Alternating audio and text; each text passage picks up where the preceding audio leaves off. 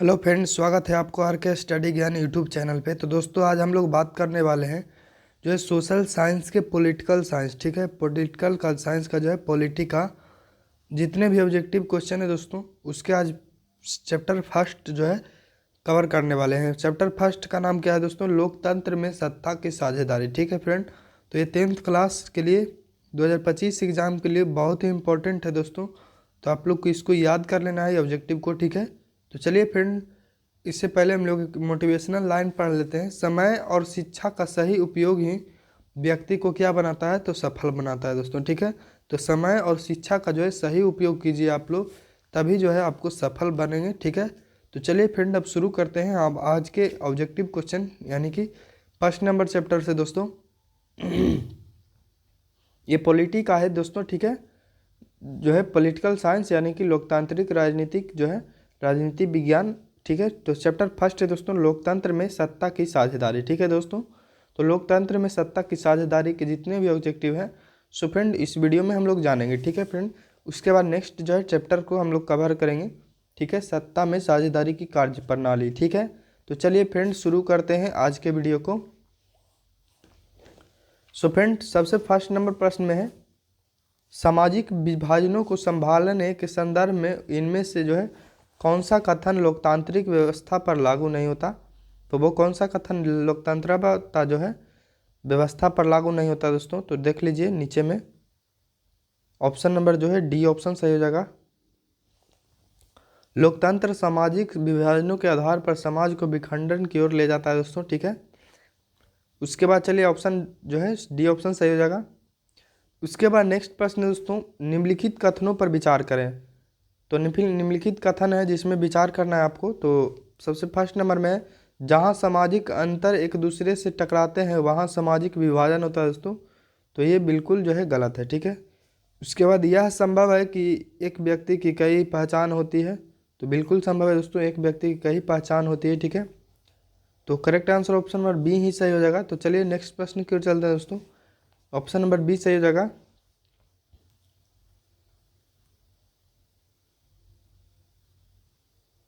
यहाँ पे देख सकते हैं दोस्तों, ये ऑप्शन नहीं, ये जो है कथन दिया गया है, लेकिन जो है यहाँ पर देख सकते हैं ये ऑप्शन यहाँ पे दिया गया है। ठीक है फ्रेंड, तो जहाँ सामाजिक अंतर एक दूसरे से टकराते हैं वहाँ सामाजिक विभाजन होता है। तो ये जो हो जाएगा,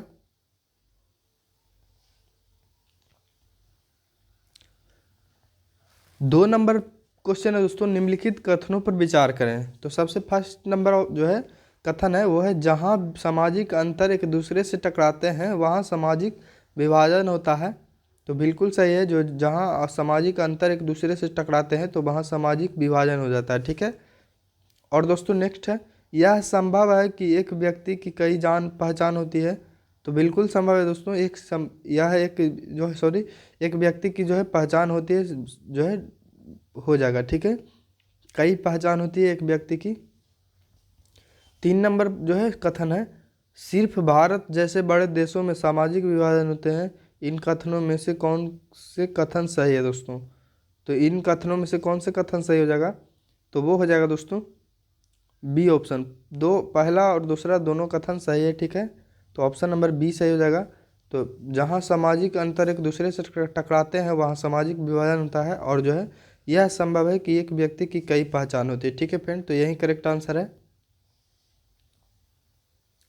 उसके बाद तीन नंबर क्वेश्चन है दोस्तों, निम्नलिखित व्यक्तियों में कौन लोकतंत्र में रंगभेद के विरोधी नहीं थे दोस्तों?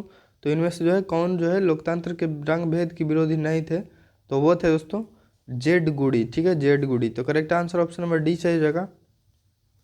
फोर नंबर प्रश्न है, निम्नलिखित का मिलान करें दोस्तों। तो निम्नलिखित में कौन जो है इनमें से मिलान मिलान करें दोस्तों? तो फर्स्ट नंबर ए में है पाकिस्तान, ऑप्शन बी में है सॉरी ऑप्शन ए में है पाकिस्तान, ऑप्शन बी में है हिंदुस्तान, ऑप्शन सी में जो है इंग्लिश है, ठीक इंग्लैंड है। सो फ्रेंड इनमें से मिलान करना है, तो चौथा नंबर का जो है ए का जो है क्या हो जाएगा? इस्लाम हो जाएगा। पाकिस्तान का जो है इस्लाम हो जाएगा। उसके बाद हिंदुस्तान का क्या हो जाएगा दोस्तों? तो हिंदुस्तान का जो है धर्मनिरपेक्ष हो जाएगा दोस्तों। धर्मनिरपेक्ष देश है भारत। ठीक है, और इंग्लैंड का जो है प्रोटेस्ट हो जाएगा, प्रोटेस्टेंट। ठीक है, तो ए नंबर का ऑप्शन नंबर क्या हो जाएगा दोस्तों, तो बा हो जाएगा। और बी का क्या हो जाएगा दोस्तों, तो आ हो जाएगा दोस्तों। और सी का क्या हो जाएगा, तो सी का सा हो जाएगा दोस्तों, ठीक है। तो चलिए नेक्स्ट प्रश्न की ओर चलते हैं दोस्तों। 5 नंबर क्वेश्चन है, जब हम लैंगिक विभाजन की बात करते हैं तो हमारा अभिप्राय होता है दोस्तों। तो जब हम लैंगिक विभाजन की जो है बात करते हैं तो वहाँ पर जो है हमारा अभिप्राय क्या होता है, तो वो होता है दोस्तों समाज द्वारा स्त्री और पुरुषों की दी गई असमान जो है भूमिका, ठीक है। उसके बाद चलिए नेक्स्ट प्रश्न की ओर चलते हैं दोस्तों। सो फ्रेंड नेक्स्ट प्रश्न है, भारत में औरतों के लिए आरक्षण की व्यवस्था किस संस्था में है दोस्तों, तो वो किस संस्था में है, तो वो है पंचायती राज व्यवस्था में, ठीक है। पंचायती राज व्यवस्था में जो है भारत में औरतों के लिए जो है आरक्षण की व्यवस्था है। 7 नंबर प्रश्न, सांप्रदायिक राजनीति के अर्थ से संबंधित निम्नलिखित कथनों पर गौर करें। सांप्रदायिक राजनीति किस आधार पर आधारित है, तो वो किस आधार पर है दोस्तों, तो वो है एक धर्म दूसरे से श्रेष्ठ है दोस्तों, ठीक है। एक धर्म दूसरे से श्रेष्ठ है, यही जो है इस पर ही आधारित है, ठीक है दोस्तों। उसके बाद चलिए नेक्स्ट प्रश्न है दोस्तों। तो नेक्स्ट प्रश्न क्या है, 8 नंबर, ठीक है। भारतीय संविधान के बारे में कौन सा कथन गलत है दोस्तों, तो भारतीय संविधान के बारे में कौन से कथन गलत है, तो वो है दोस्तों यह एक धर्म को राजकीय धर्म बनाता है, तो यही गलत है दोस्तों, ठीक है। तो correct answer option number B सही हो जाएगा इसका। उसके बाद 9 नंबर प्रश्न है, धर्मनिरपेक्षता का अर्थ क्या है दोस्तों, तो धर्मनिरपेक्षता का अर्थ क्या है, तो वो है दोस्तों सर्वधर्म समभाव, ठीक है। सर्वधर्म समभाव, तो यही धर्मनिरपेक्ष का अर्थ है। उसके बाद 10 नंबर प्रश्न है, भारतीय संविधान के बारे में इनमें से कौन सा कथन सही है दोस्तों, तो इनमें से जो है कौन सा कथन है वो भारतीय संविधान के लिए सही है, तो वो है दोस्तों यह धर्म के आधार पर भेदभाव की मनाही करता है दोस्तों, ठीक है। तो दोस्तों यही ऑप्शन नंबर ए सही हो जाएगा। उसके बाद 11 नंबर प्रश्न है,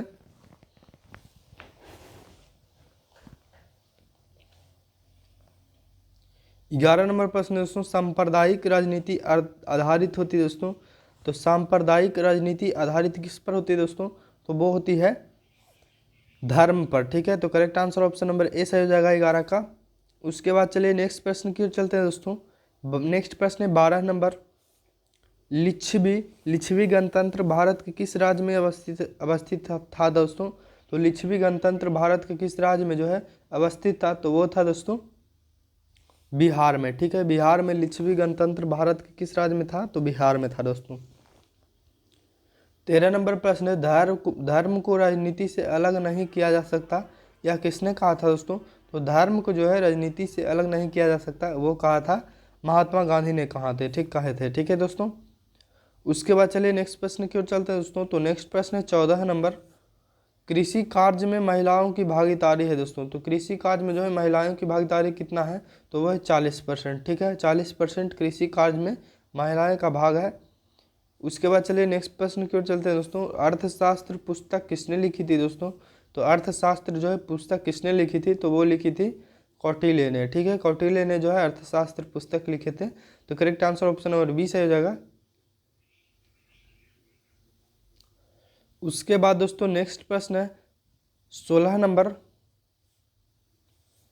एनकुरमा कहाँ के राष्ट्रपति चुने गए दोस्तों, तो एनकुरमा जो है कहाँ के राष्ट्रपति चुने गए थे, तो वो चुने गए थे दोस्तों घाना का, ठीक है, घाना का। उसके बाद चलिए नेक्स्ट प्रश्न की ओर चलते हैं दोस्तों। तो नेक्स्ट प्रश्न 17 नंबर, निम्नलिखित में से किस समुदाय ने ब्रुसेल्स में बहुमत का गठन किया दोस्तों, तो निम्नलिखित में जो है किस समुदाय में ने जो है ब्रुसेल्स में बहुमत का गठन किया, तो वो क्या दोस्तों डच भाषी समुदाय का, ठीक है। तो correct answer option number B सही हो जाएगा। उसके बाद 18 नंबर प्रश्न है, सरकार के उच्च और निम्न स्तरों के बीच शक्तियों के विभाजन को कहा जाता है दोस्तों। तो शक्तियों के विभाजन को क्या कहा जाता है, तो वो कहा जाता है दोस्तों ऊर्ध्वाधर वितरण, ठीक है, ऊर्ध्वाधर वितरण। उसके बाद चलिए नेक्स्ट प्रश्न है दोस्तों 19 नंबर और लास्ट 20 क्वेश्चन ही है दोस्तों, ठीक है। उसके बाद हम लोग 2 नंबर चैप्टर कल पढ़ेंगे, ठीक है, नेक्स्ट वीडियो में, सत्ता में साझेदारी की कार्यप्रणाली, ठीक है दोस्तों। तो चलिए फ्रेंड 19 नंबर प्रश्न, नेपाल के किस राजा ने प्रजातांत्रिक शासन को स्वीकार करने से इनकार कर दिया दोस्तों। तो नेपाल के कौन से राजा थे वो प्रजातांत्रिक शासन को स्वीकार करने के लिए तैयार नहीं थे, तो वो थे दोस्तों राजा ज्ञानेंद्र। ठीक है, राजा ज्ञानेंद्र थे। तो correct answer option number C सही होगा। 20 नंबर प्रश्न, समकालीन विश्व में सरकार का सबसे लोकप्रिय रूप क्या है दोस्तों। तो समकालीन जो है विश्व में सरकार की जो है सबसे लोकप्रिय रूप है वो क्या है दोस्तों, तो वो है लोकतंत्र। ठीक है, लोकतंत्र जो है लोकप्रिय रूप है। तो correct answer option number D सही हो जाएगा दोस्तों। तो फ्रेंड ये था सत्ता में साझेदारी। ठीक है, लोकतंत्र में सत्ता की साझेदारी की 20 ऑब्जेक्टिव क्वेश्चन। ठीक है, जो कि आपके लिए एग्जाम के लिए बहुत ही इंपॉर्टेंट है। देख सकते हैं सभी क्वेश्चन लगभग जो है पूछे ही गए हैं एग्जाम में। ठीक है दोस्तों, लगातार ये देख सकते हैं जितने भी क्वेश्चन है ये जो है पूछे जा रहे हैं। ठीक है, सो फ्रेंड आपको याद जरूर रखना है, इस वीडियो को सभी दोस्त को पास शेयर कर देना है अगर अच्छा लगा तो। ठीक है, और चैनल पे नए हैं तो चैनल को सब्सक्राइब कीजिएगा दोस्तों। चलिए मिलते हैं अगले वीडियो में, तब तक के लिए वीडियो देखने के लिए धन्यवाद।